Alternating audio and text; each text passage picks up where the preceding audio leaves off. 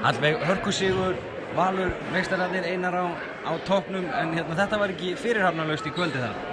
Nei, þetta var eiginlega topplag sigur. Það byrjaði náttúrulega helvítið dapurt í fyrsta leikhluta.